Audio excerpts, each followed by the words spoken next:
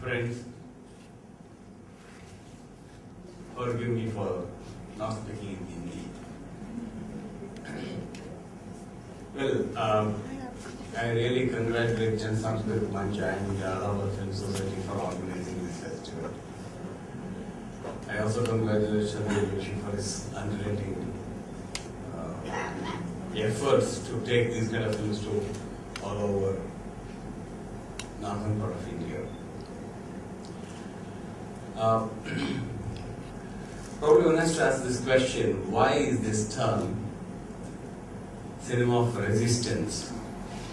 What is so special about cinema of resistance? Why do we have a festival of cinema of resistance? We need to talk in detail about how cinema is being used by various institutions to propagate their concerns, their ideologies and their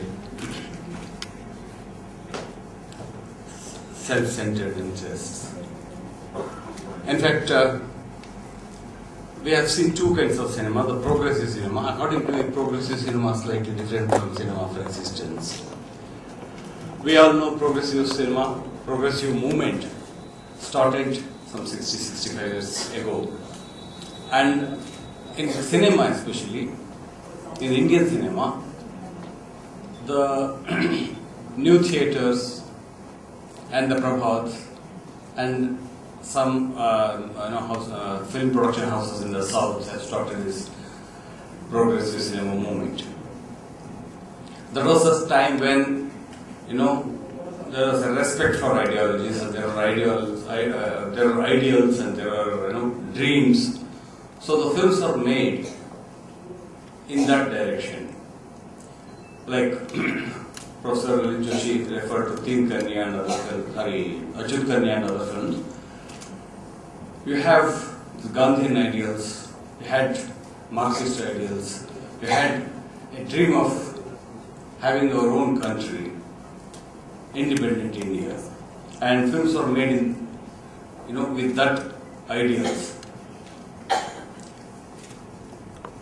Where the ideal, everyone respected the ideals. Those ideals were also very suitable for the state and for the establishment. But cinema of resistance is slightly different. And this is essentially a independent India's mode of expressing a disillusionment with the existing order.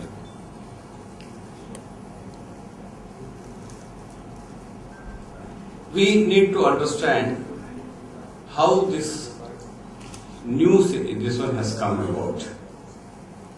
If you look at the history of world cinema, we know how.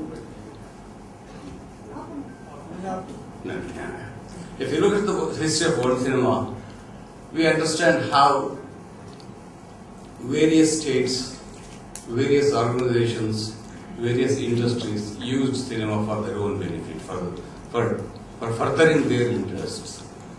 On one hand, we have seen the Russian model, where Lenin said cinema is the most important of all arts, because he suddenly realized the potential of cinema.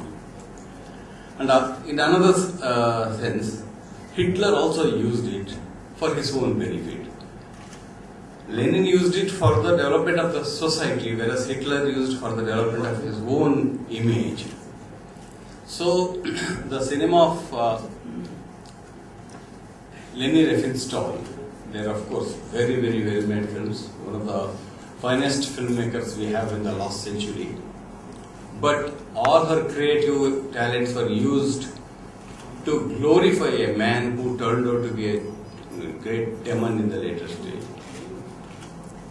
So that is the way how fascists started using that cinema. In fact, Mussolini was the first man to start a film festival.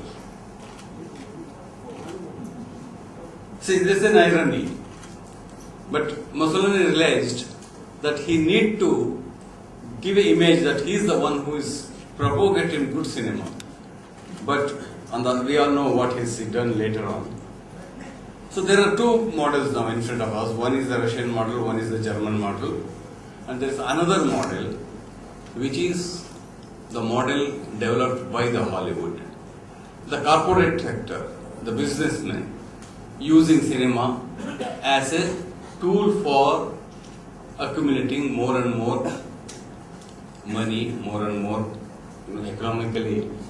They use it as a tool to further their economic interests. Now we have three different models. One is to use cinema for the development of society. One is to use cinema for the glorifying one's own image. Then the third is the mode where cinema is used as a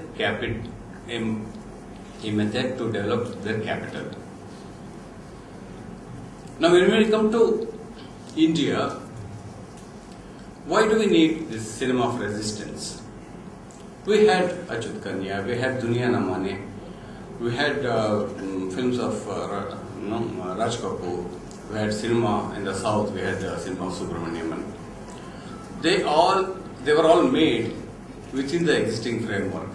Those films were released, those films were appreciated, but that's only, we also need to take into consideration the changing relationship with the state, changing social order.